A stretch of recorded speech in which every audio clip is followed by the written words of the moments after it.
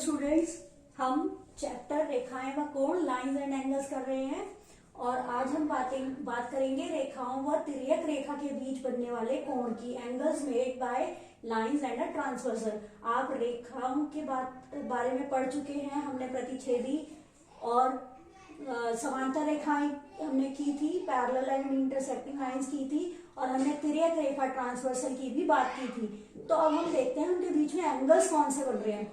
तो हम एग्जांपल ले लेते हैं। देखिए फर्स्ट एग्जांपल में मैं ऐसा करती हूँ, मैं इस तरह से दो लाइंस ड्रॉ कर देती हूँ।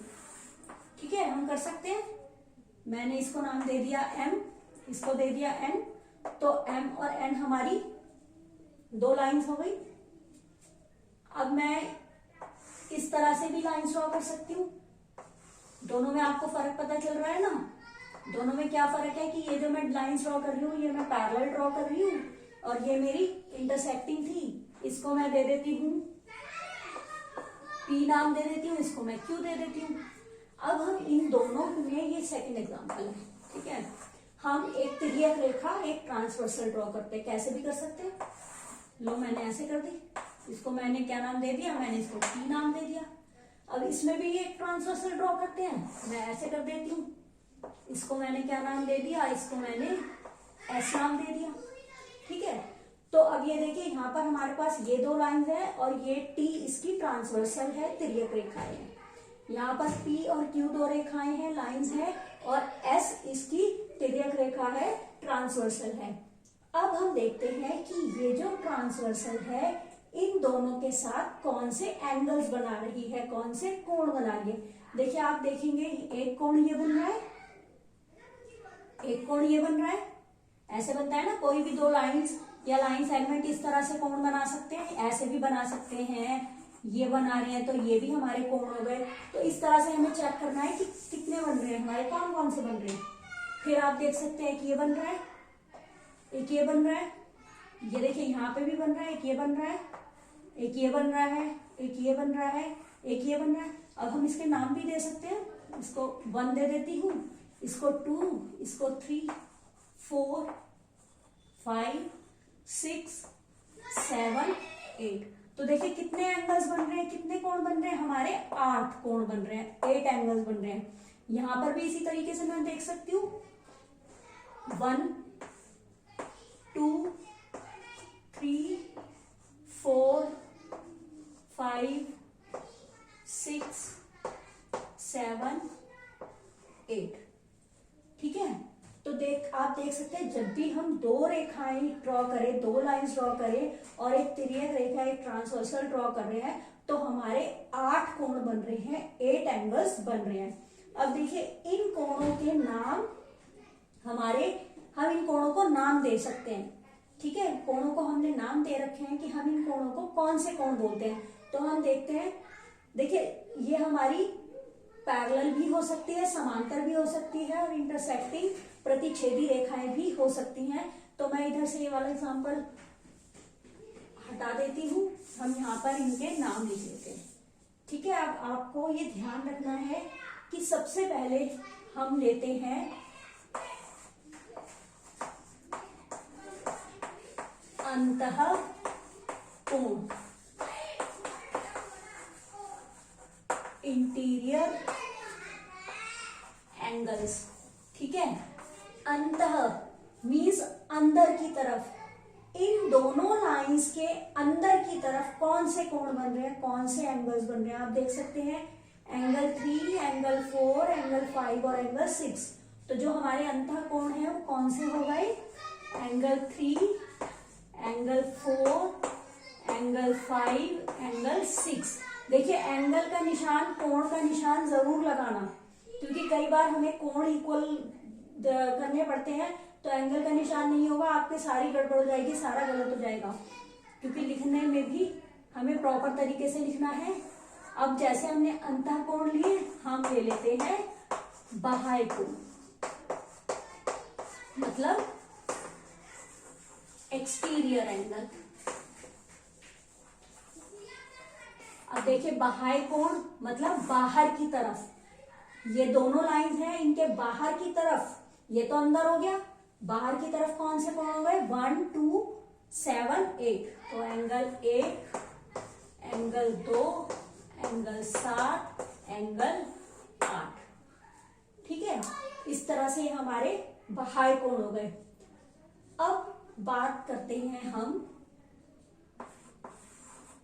संगत कोणों की। ये बहुत इंपॉर्टेंट है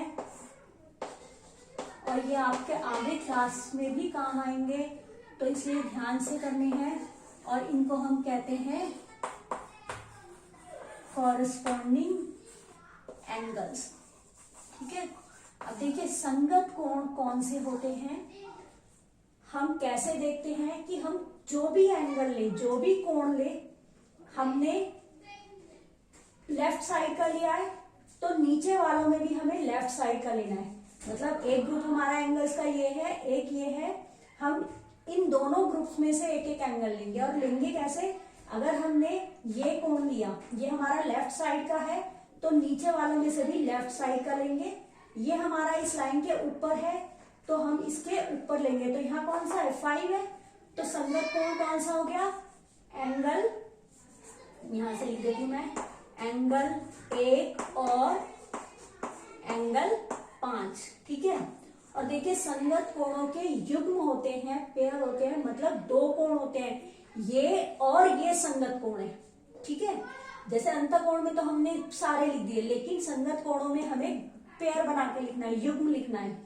अब देखिए मैं अगर 2 लेती हूँ, मैंने 2 लिया, कोण 2, इस वाले ग्रुप में से कोण 2 लिया, अब हमें इस वाले ग्रुप में से छांटना है ना। राइट साइड का लिया तो मतलब यहां भी मैं राइट साइड का कोण लूंगी। इससे ऊपर का ले रही हूं तो यहां भी ऊपर का लूंगी, तो कौन सा हो गया? 6।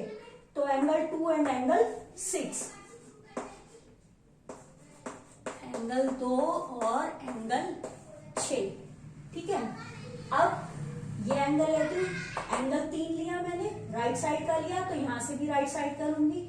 यहां लाइन से नीचे का ले रही हूं तो यहां भी लाइन से नीचे का लूंगी, तो मतलब 3 और 7, कोण 3 और कोण 7। अब क्या बचा? 4 बचा। 4 मैंने लेफ्ट साइड का लिया तो नीचे से भी मैं लेफ्ट साइड का लूंगी। ये मैंने जो 4 लिया लाइन से नीचे का लिया, तो यहां भी लाइन से नीचे लूंगी, मतलब 8, 4 और 8, एंगल 4 एंड एंगल 8। ठीक है, इस तरह से हमारे संगत कोण हो गए। अब हम आगे करते हैं, ये मैं नेम पे लिख देती हूं।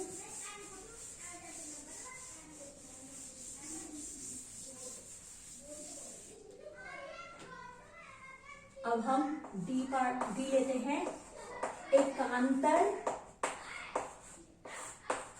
अंतः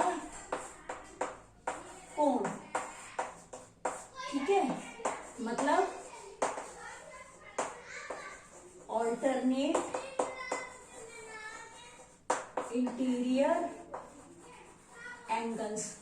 ये भी आपको थोड़ा सा ध्यान में रखना है, ध्यान से करोगे एक बार समझ में आ जाएगा तो बहुत अच्छी तरह समझ में आ जाएगा। अंतः कोण, एकांतर अंतः कोण। सबसे पहले मतलब अंतः कोण है तो हमें अंदर के कोण लेने हैं, मतलब 3, 4, 5, 6 में से ही लेंगे। एकांतर का मतलब है, ऑल्टरनेट का मतलब है, हम कैसे ले सकते हैं कि अगर हमने कोण 4 लिया, अगर हम लेफ्ट का लेंगे तो दूसरा कोण राइट का लेंगे, अगर हम ऊपर का इस तरफ का लेंगे तो हम इस तरफ का लेंगे। ठीक है, तो अगर मैं इधर मैंने ऊपर का लिया अंतःकोण में, तो अब मैं नीचे का लूंगी ये दूसरा, और ये मैंने लेफ्ट का लिया है तो राइट का लेना है, क्योंकि अंतःकोण तो यही चारों है ना, इन चारों में से लेना है। तो 4 और कौन सा हो गया? राइट पर नीचे का कोण कौन सा है? कोण 6। तो 4 और कोण 6 हमारे एकांतर अंतःकोण हो गए। ठीक है, ऑल्टरनेट इंटीरियर एंगल। इसी तरीके से अब मैं राइट साइड का ले रही हूँ 3, तो मुझे लेफ्ट साइड का लेना है, ये ऊपर वाला है तो नीचे वाला लेना है, मतलब कोण 3 और कोण 5। ठीक है, तो ये ध्यान रखना है कि हमें किस तरह से लेना है।